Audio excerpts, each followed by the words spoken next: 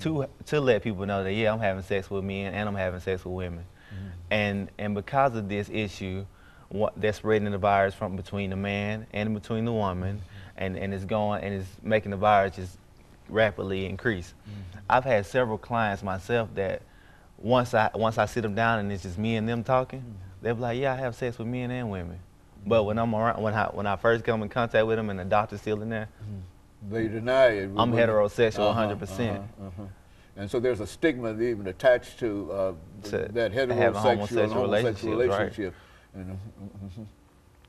And that comes from not talking. That comes from being afraid to broach the subject, period.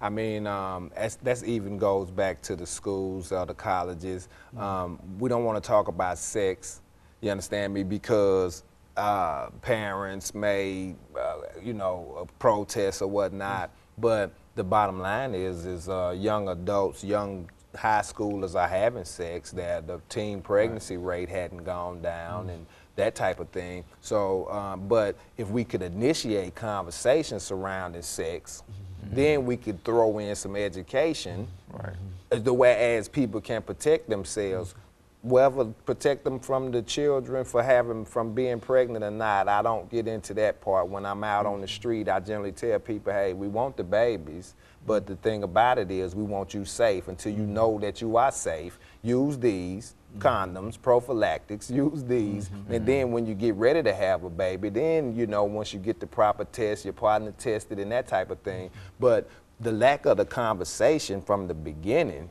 is what's keeping us in the dark about the virus, because we cannot engage a person if they won't even talk about sex, period. And then if we are not allowed to talk about sex with the youth, we can't engage them. You know, and I'm sort of curious about this too, because now, if we say that one of the problems in terms of dealing with this is that we disseminate knowledge and information, and it does not seem that we've done that. We've been doing that all along, but how is it that we need more knowledge? And I mean, well, the thing is, we can tell one person over and over again what to do, and it's up to them to react on it.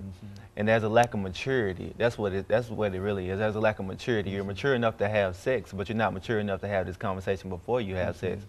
And there's the lack of condom negotiation within women. They don't want to tell this guy because he might leave me if I tell him he has to put on a condom. We can't have sex without a condom. We can't. I can't do it. And that's that's an issue within itself. The lack of maturity. You're mature enough to lay down, but you're not mature enough to protect yourself. And so it's a what about some kind of vaccine? I mean, did we give up on that entirely, or what? No, they're still working on the vaccine. They still, it's still in trials or whatnot. They don't have anything, you know, substantial to offer us in that aspect. So only thing we still have is education. And I really appreciate the question that you just asked, because the information hadn't changed. It hadn't gotten more complex or anything. It's still simple and dry and cut. You know what I mean? But I think that not having the response from the public that you would like, you know, is what's keeping the education is out there. It's not anything different than 10 or 15 years ago as far as how you get it, how you don't get it or whatnot. I think that our acceptance level is just probably either down or at the same level to whereas we constantly talking to the same people. The people who are interested in what we're saying are protecting themselves. You understand what I'm saying? Like preaching to the choir. Yeah, exactly. You know, a lot of the time. The folks who need to hear it really not don't hear it. Exactly. That's why something like this is very important, because you reach a wide range of people that can extend the knowledge to other segments of the population. You see what I mean? Yeah. Okay, we've got about a minute and a half, Mr. Williams, before we end this show for today. But do you have any kind of parting statements that you would like to make, as well as Mr. Davis? I would just like to say that I'm gonna go back and say, protect yourself. I mean, when you look at the professional athletes, they don't go play football without their shoulder pads. They don't play basketball without their mouthpiece. You shouldn't have sex without a condom. Protect yourself. As simple as that. Dave? I like to say that everyone has an HIV status. Do you know yours? Is everyone either positive or negative?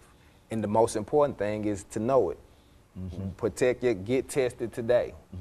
And so nobody is immune to this. As a matter of fact, this is a human disease. Exactly. And so I think I've heard Mr. Crowder say on a number of occasions that if it's human, then you might have it. Exactly. It's a possibility. And more importantly, it's an acquired. So that means you did something to get this. it. And, so, and I think they said earlier it's a behavioral kind of thing that you know, that just doesn't jump on you. Right. You got to do something. Okay, and let me thank the two of you for coming by and, thank you for having and trying to put a little levity to it, because it's such a tragic kind of situation, but we do understand that people are working, and we appreciate the work that you and the others are doing. And of course, let me encourage our audience to tune in again next week for another informative edition of Comments. Thank you and good morning.